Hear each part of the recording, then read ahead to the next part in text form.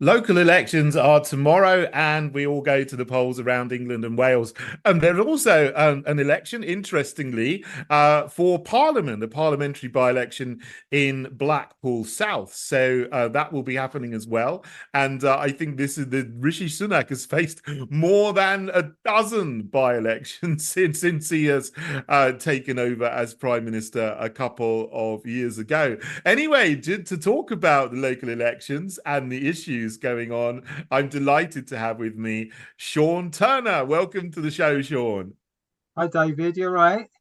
I'm really good, Sean. Really good to see you. Now, I have to declare, I know you. You are a Heritage Party candidate, and I'm delighted that you are going to be standing in your area, in your borough, in Kent. Tell us a little bit about, how your campaign has been going, and what are the issues that you've found when you've been speaking to people around your area.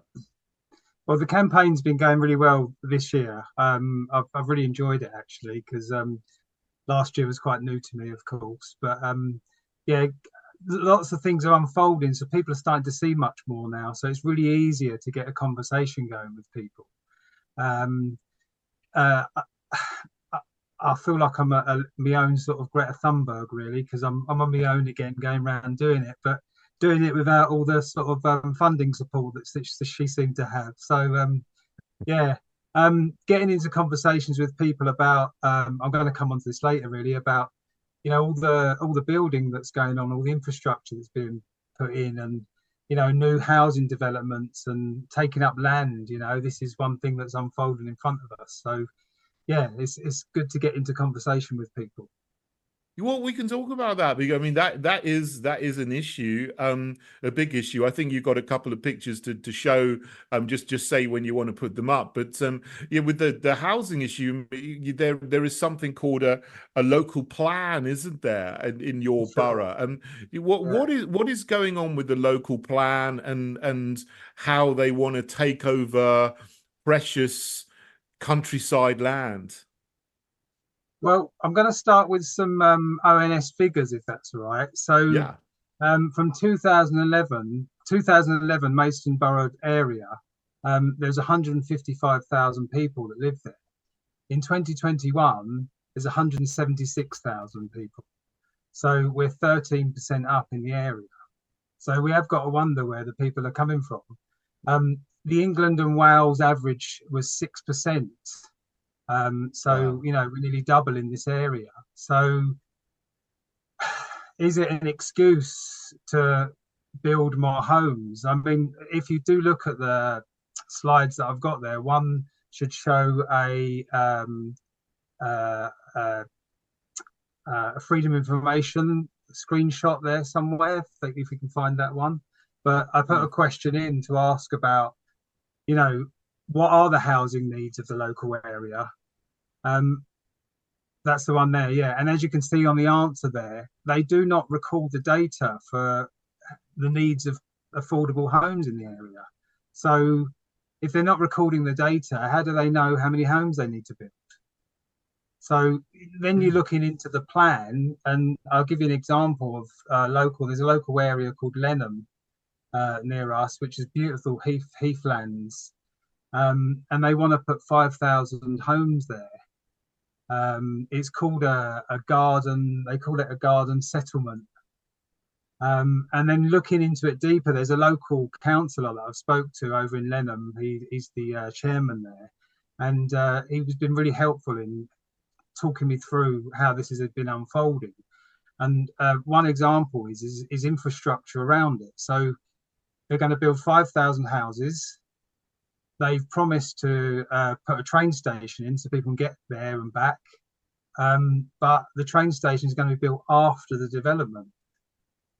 There's also a motorway that runs down the side that would easily help people to drive to and fro from this new settlement, but they're not even going to put a junction there. So, I mean, call me a Yeah. conspiracy theorist, but it sounds a little bit like a 15-minute city to me, you know? It So, does. back over to you, really. I mean, I don't know what you think about that, but, Yeah, I mean, I've so started. you're obviously you're standing in Maidstone, that's your area. So I mean Yeah, that's on the record. Your name will be on the ballot paper. And yeah, but it's astounding, you say, that the number of the increase in population double the national average. I mean that's yeah. the first question. How have there been so many people come in? Is this some kind of plan? I mean, obviously, my mind immediately goes to suspect, well, you're fairly close to Dover.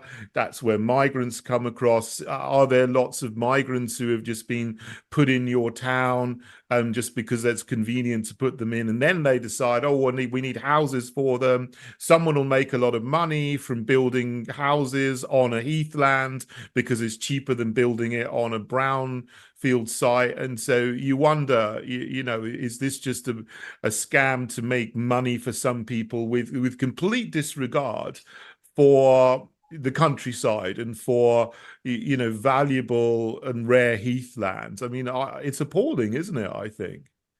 Well, yeah, and actually went to the meeting on the 20th of March, is where the local plan was actually put through. Mm, And I've got the figures here actually. They adopted their plan with the motion carried. It was 31 for and 21 against. So there was a wow. little bit of, you know, Mm, opposition to it, but we've got a conservative council essentially. They're the majority there. And I don't know. I want to get into the council, of course, to yeah. start raising questions. And I got into a conversation with two borough councillors yesterday, just passing by.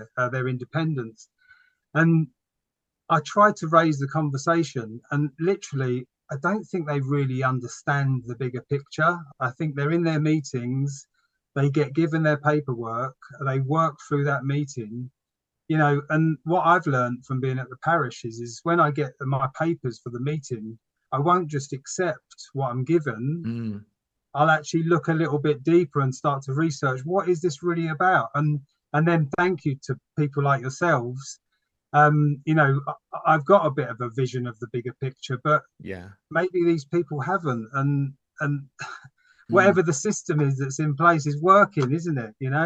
Yeah, yeah. It's, Well, it's look, Sean, legal. I know you are doing Yeah. a great job. We're just gonna have a quick news break now, Okay. and we're gonna come back in a minute, and we'll talk more about that because that's a really important issue of like how some councillors just mindlessly, rubber stamp everything that comes across their desk. Anyway, we'll be back in a minute. This is today's News Talk, TNT.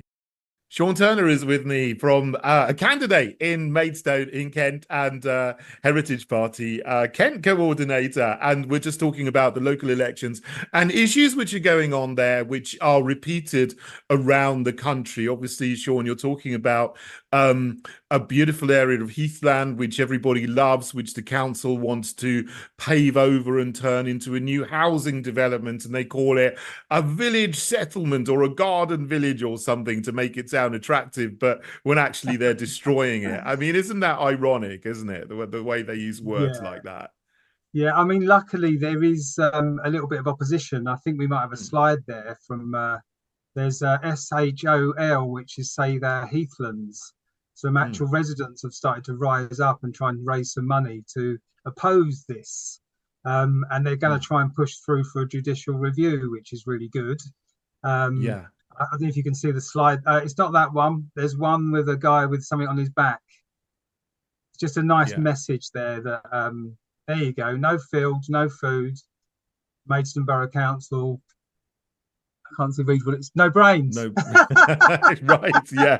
I Well, it's mean, not very intelligent, is it, really, what they're yeah. doing? Well, we could follow on from that actually because we just got into the conversation about councillors, didn't we? And Yeah, it sounds a bit rude me saying no brains, but just following like an indoctrinated path of here's your paperwork, this is what you got to do, and here you've got to vote. But you mm, know, I think there's another slide there, which has got a corporate board on it. If we could get that as well, if we could look at that one. mm, There's a corporate board one because yeah. what I've started to look at is there's a corporate board above the council.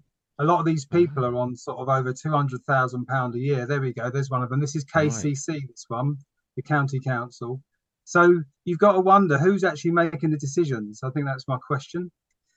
Who's Yeah, making the decisions? I do know this because you have councillors, but then they get papers which are written to them by it's almost like the civil service of the local governments, aren't there? There's all these Sure. people who earn a lot of money and they've got people beneath them writing papers and writing documents, and they put into all of these documents all of these ESG goals, these environment, social governance goals, which is a new thing that is coming from the UN and the World Economic Forum to put in climate ideology and woke ideology, diversity into everything that they do.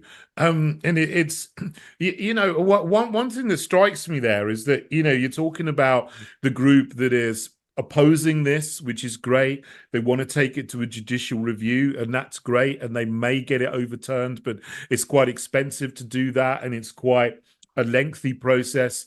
Which strikes me that the easiest way to stop this from happening would be to get people on the council so they Yeah. can not make these bad decisions in the first place, which is why I'm so grateful to you and other people around the country who are standing for the Heritage Party, because you are actually going in and saying, you want to get in there and vote to preserve our heathland, to stop housing developments, to stop wind turbines, to stop solar panels, and all of this nonsense that they want to do.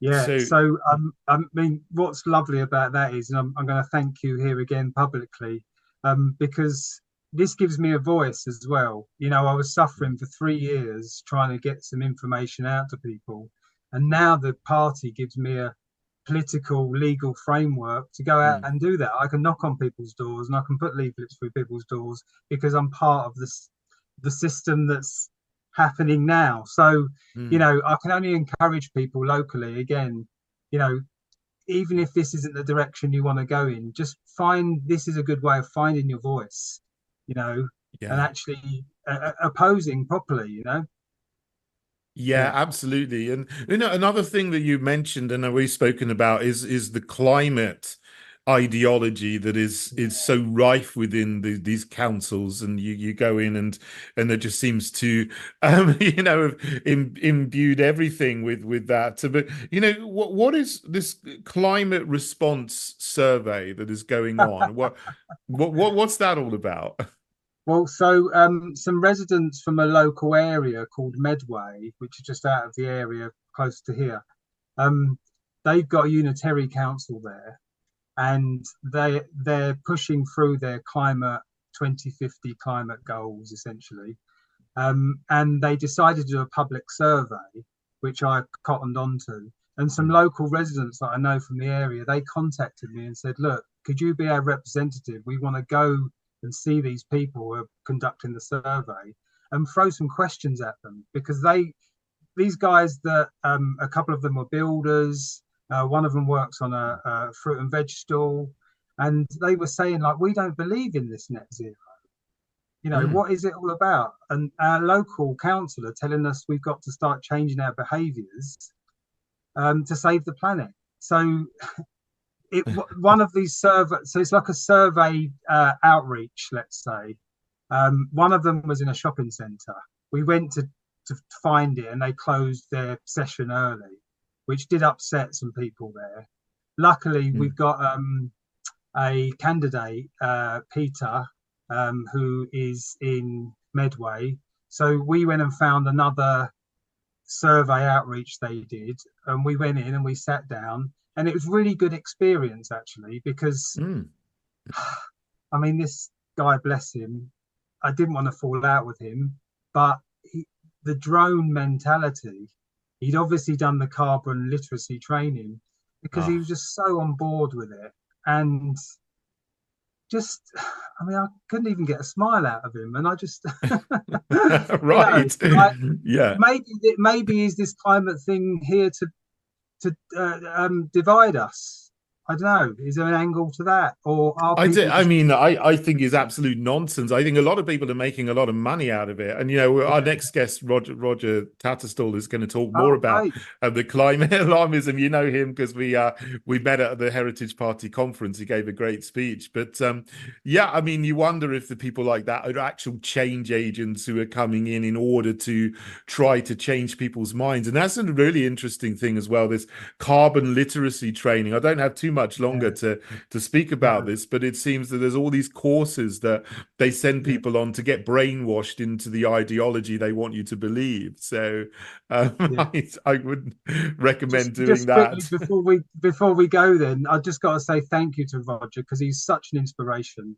You know, Mm, if anyone wants to come to the conference this year, the speakers that yourself, David, you put on, they're just amazing. And yeah. just to finish up as well, we did a symposium, Heritage Party councillors did a symposium on UK column a few Sundays ago. Hopefully that will be uploaded soon so people can tune in and see where all of these dots are connected, you know, Yeah. with climate emergency, housing emergency. Every day there seems to be an emergency, and I think they're using the emergencies to bring these powers in, aren't they?